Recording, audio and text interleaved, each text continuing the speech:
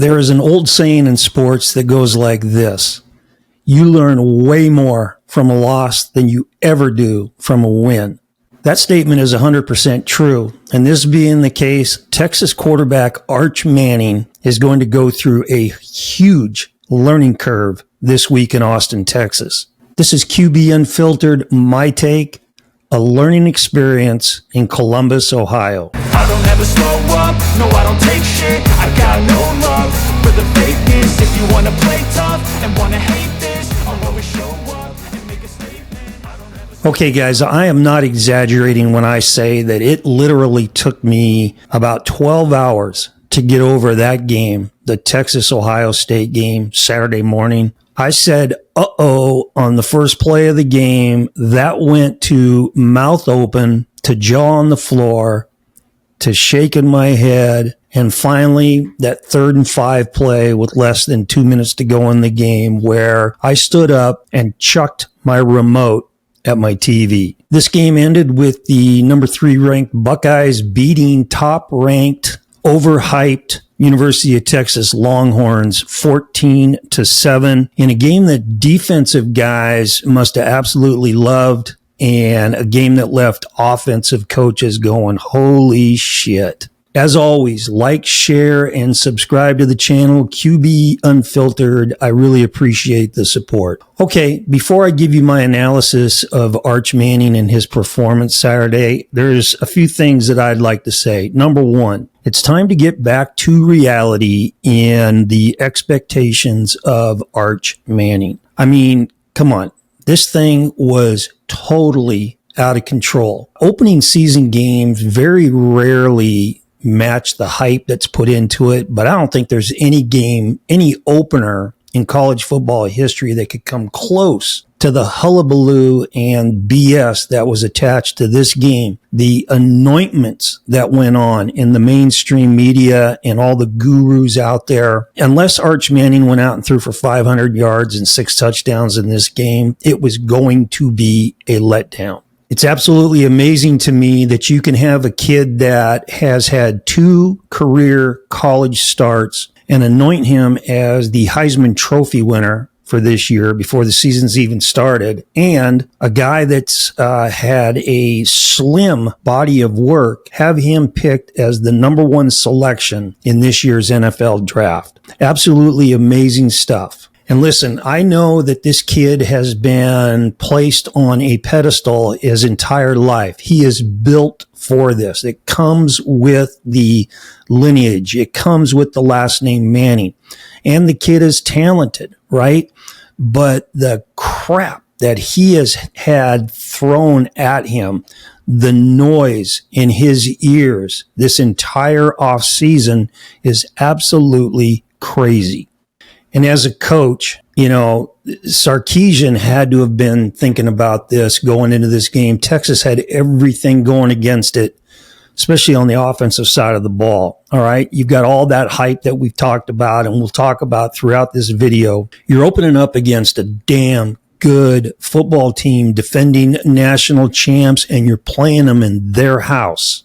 You've got 4 new offensive line starters, and in my opinion, suspect receiver room, and a quarterback now that has the weight of the world on his shoulders as the greatest thing since sliced bread. The most interesting part of this game, the most interesting aspect, in my opinion, going into this game was how Arch Manning was going to handle all of the noise that was in his ears, and how was he going to block that out and focus on the job at hand. And I think I had my answer on the first play of the game when they rolled him to his right and he tried to throw an out route to a guy that was wide open. As soon as the ball left his hand, I turned to my wife and said, uh-oh. I could just tell by the way he threw that. He had poor mechanics, but he threw the ball down, one hop the receiver. And that's the mark of a quarterback that is tight inside, in his head, and physically tight. You know, a lot of coaches, a lot of gurus say that when a quarterback is nervous and tight, the ball has a tendency to sail on him. I disagree with that. I think that that is a mechanical problem when footballs sail on quarterbacks. I think when a quarterback is tight on the inside and in his head, that ball has a tendency to go down. He chokes off throws, short hops throws, just throws with a tightness in his delivery and the fluidity of his mechanics. And I think that as the game got going and he started to get into a flow a little bit physically, that improved. But that first throw of the game was pretty much a crystal ball for me on how things were going to go for him in this game. You know, we're going to talk about mechanics a lot in this video with Arch Manning. And I think coming into this game, he's got really classic mechanics. Now, I wouldn't say he has a classic throwing motion. You know, every quarterback is unique and different in how they throw the ball. Arch has a real quick stroke, but he short arms throws. Okay. I don't want to say he pushes the ball, but he short arms it, right? But his feet and his weight distribution and how he transfers his weight into his stride to throw the rock is usually spot on. He had some issues in this game with his mechanics throwing the ball, throwing off his back foot, fading away, not stepping into throws. And then he changed his arm slot a couple of times where he didn't need to, and it was disastrous with the results. So we'll talk about that as we go today. Now, a game like this, as far as coaching goes with Sarkisian and Arch Manning, there's two approaches that you can take as a head coach. Number one is you can be vanilla with your play calls. You can try to ease your quarterback into the flow of the game, and hopefully he gets a rhythm and a tempo. Or number two, you can just come out and do your thing. Open the playbook up and run your scheme and let him go. I think Steve Sarkisian chose option number one. And, you know, after the game, I would have said they were pretty much vanilla the entire game. But the more I watched tape Saturday night into yesterday, Sunday, the more it became apparent to me that there was a whole lot more than just the play calling that kneecapped Arch Manning and Texas's offense Saturday. Okay, before we jump into some game clips, I'd like to make a couple of observations. Number one, Ohio State's quarterback, Julian Sainz, he looked way more comfortable and way more confident than Arch Manning did in this game. So the next three observations, I think, were the difference in this football game. Number two, Ohio State very rarely played the coverage when the ball was snapped that they showed pre-snap. They were constantly lining up in one look and playing something else when the ball was snapped. And they really did a good job of mixing it up. Surprised me the amount of times that Ohio State played cover three, which is the absolute worst coverage that you can play against a team that knows how to throw the ball. But that's how confident I think they were in that they knew that they were confusing Arch with the coverage looks. And then that combined with the next two observations I'm going to give you, that basically held Texas's pass offense and Arch Manning down the whole game. But I think Ohio State did a hell of a job mixing up their coverages in the secondary. Okay, the next one. This one was big. I'm telling you, I had an issue with these guys last year, and I really have an issue with them now. After watching film, the Texas Longhorn receiver room has got to come to the party. And it's not just show up and make plays. It's run routes full speed. It's don't fall down on your route. It's don't get jammed up and pinballed and held by defenders. Arch Manning got zero help from his receiving crew Saturday. Zero. And I said the same thing last year when I was talking about Quinn Ewers, and I'm saying the same thing now. They got to get that fixed, okay? And then the other thing is, I'm going to talk about this more as we get into the clips. For whatever reason, Sark keeps his tight end in when they're running four receiver looks and the tight end is flexed out, or he's the number 3 receiver to the trip side, but he's actually playing a receiver position, and they've got a 6'4",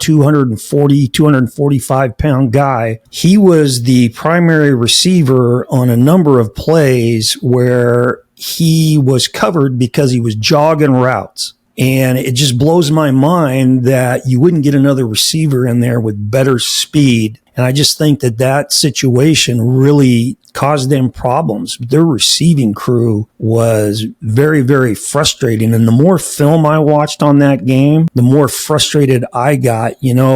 With quarterbacks, you can have the greatest talent in America throwing the ball, but there are so many other factors that go into why a quarterback is successful. From receiver play to pass protection by the offensive line, pass protection by the running back, running routes by the running back, running full speed routes by the receivers.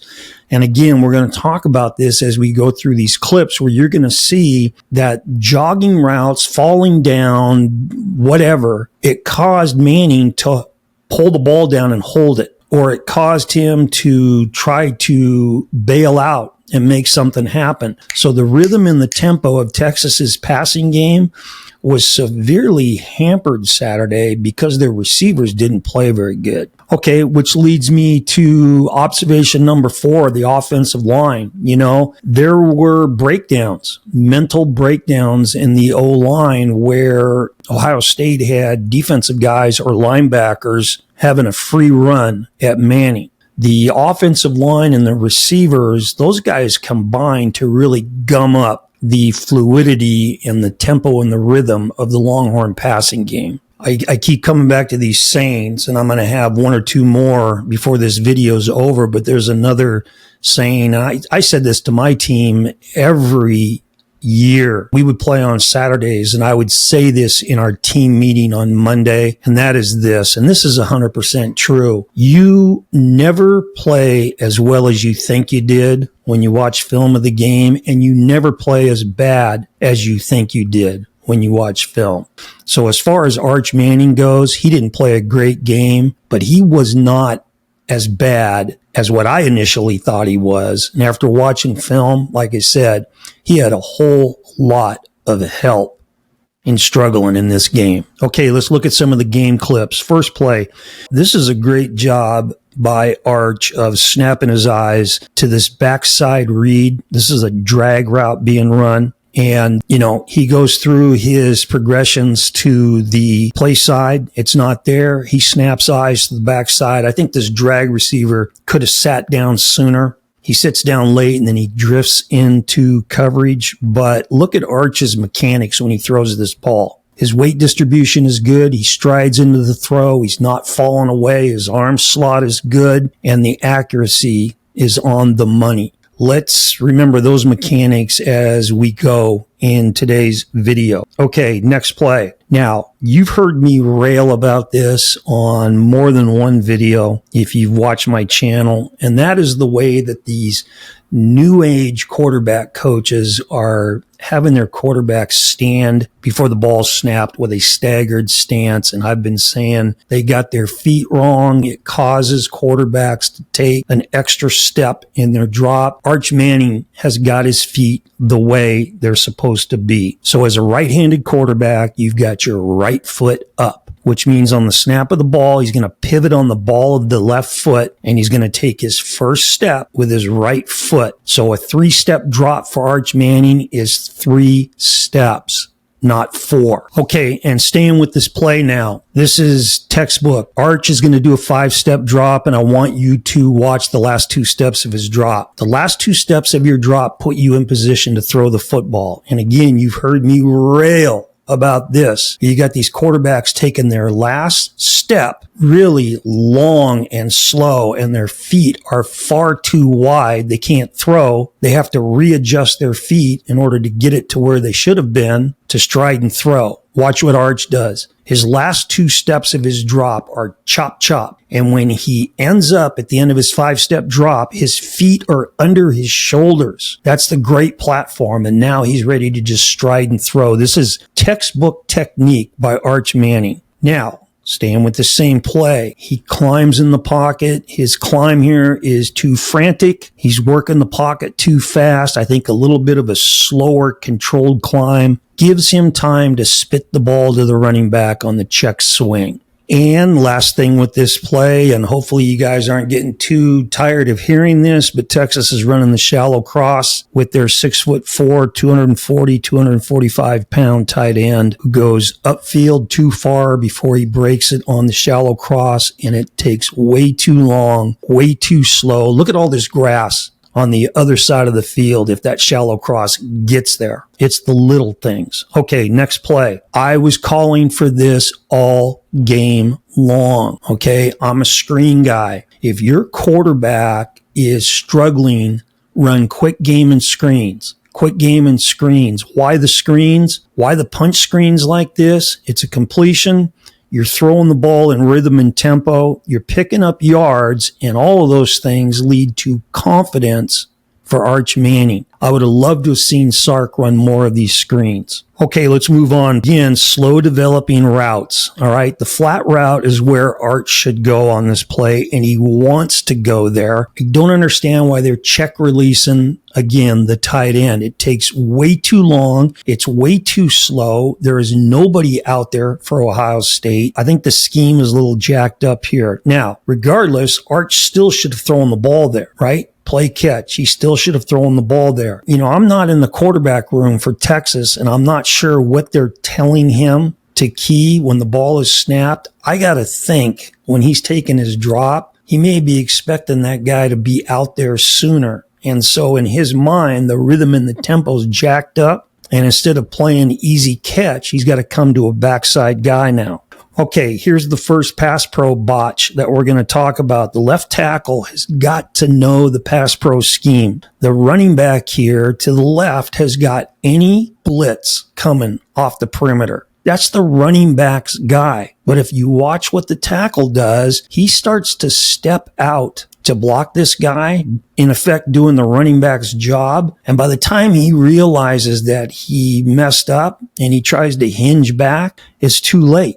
That guy beats him inside, and this is the guy that makes the sack on Manning. Okay, again, the little things. Next play, again, the tight end, he's killing Texas's passing game. Runs a slow route here, cuts off the wrong foot, which again leads him to falling down, leaves Arch holding the bag. All right, this should be a touchdown. This should be a touchdown. And I'm sure that when they lined up and called this play and saw how Ohio State was defending this, the coaches in the booth and on the field were talking to each other on the phones going, this is a touchdown. This is a tug right here. So this is basically an isolation play with Texas's outside receiver who's in a tight slot running a out route against Ohio State's DB who has walked off of him. Anytime you get man coverage with a guy playing loose, that should be easy money for the receiver. You can do anything you want to that DB knowing that you're going to be making that break to the outside. What you can't do is you can't tip to the DB where you're going on your route during your stem. So the receiver now, as he stems at that DB, starts to drift slightly to the outside, which is telling that guy that's where he's making his break to. So what the Texas receiver wants to do is run his stem and nod or lean to get that DB to step down to the inside, knowing that he's going to be breaking outside. But if you watch the reaction of the Ohio State player, he just sits there. He's never threatened to his inside. He just sits there and waits for that guy to make the cut to the outside and then drives on it. This should have been a touchdown. This is one-on-one isolation. The receiver has to win this. It's a perfect situation. Okay, this is a bad decision by Arch Manning here. There's no chance on this throw. Okay, the throw is too long. He's trying to throw a one, a flat rope, which the ball is in the air way too long. And since the ball is getting out of his hand late and it's in the air that long, this is easy pickings for Ohio State's DB. This is a bad decision by Arch Manning here. But once again, when you watch this play from the end zone shot of this, that DB never feels threatened by this Texas receiver. He never feels threatened vertically. And because Texas doesn't affect Ohio State's DBs vertically when they're playing man coverage, those guys are able to sit on routes, okay? And that's on the receiving crew. But this is a bad decision by Arch. All right, another pass pro glitch here. They're bobbing and sorting, so they're sorting to the left. It's a three-man sort, and the running back has got the inside linebacker to the right. Why is he starting to release on his route? On the snap of the ball, he's keying that inside linebacker. That guy telling you he's coming on the snap. He starts coming downhill. The back starts to release and then goes, oh shit, and jumps back in and has to pass block this guy. Okay, this causes Arch now to come off platform, takes a really nice slide step here, and he dimes this out route. This is Arch Manning's second best throw of the game. Okay, great execution on the little slide, keeping his poise in the pocket, and striding into that throw and throwing a rope out there right on the money. All right, getting back to the receivers again, I want you to check out the curl route by the receiver to the left here.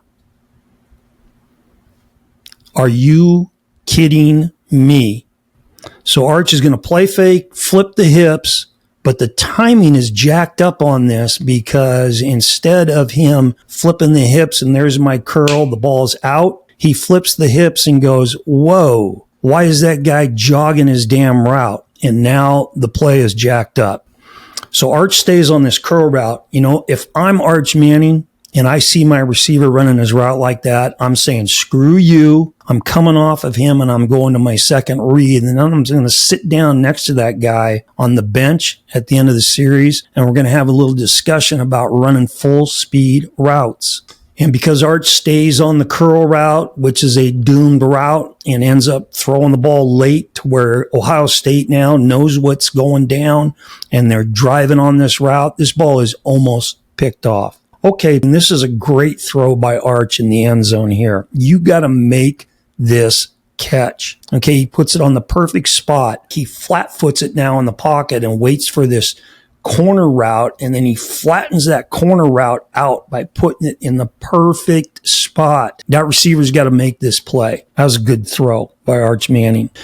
And I think that was his third best throw of the game, which leads me to this. This is his best throw. So Ohio State's running cover two, but this is a kind of a weird cover two in the fact that the safety now to the left is really deep. And because he's so deep, that gives Arch more room now to fit this ball in. But this is a tight window. And this is his best throw because if he puts air under the ball, more air under the ball, that safety now is going to get there and blow that receiver up. If he throws it flatter to keep it away from that safety, he's not going to be able to get it over the head of that cornerback who's sinking underneath it. So he puts just the right amount of pace on this throw, and he fits it in there perfectly. And to put the cherry on top of this, he delivers this ball knowing he's going to get whacked from behind by the guy that the center gets overextended on his pass pro, and the Ohio State nose guard defensive lineman comes off that block, and he's going to plant Arch in the back as that ball is coming out of his hand. This is his best throw of the game, which now leads me to this one. You know, this throw right here really scarred me.